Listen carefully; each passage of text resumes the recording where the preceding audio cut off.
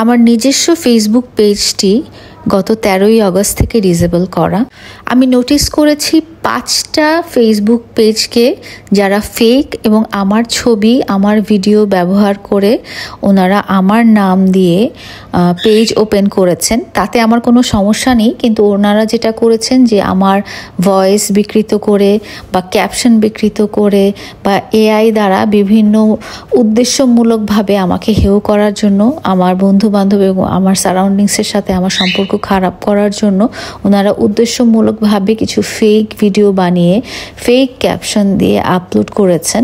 আমি সবার কাছে রিকোয়েস্ট করব, এই 5টা ফেসবুক পেজ আপনারা রিপোর্ট করবেন এবং এই 5টা ফেসবুক পেজ আপনারা আনসাবস্ক্রাইব বা আনফলো করে দিবেন।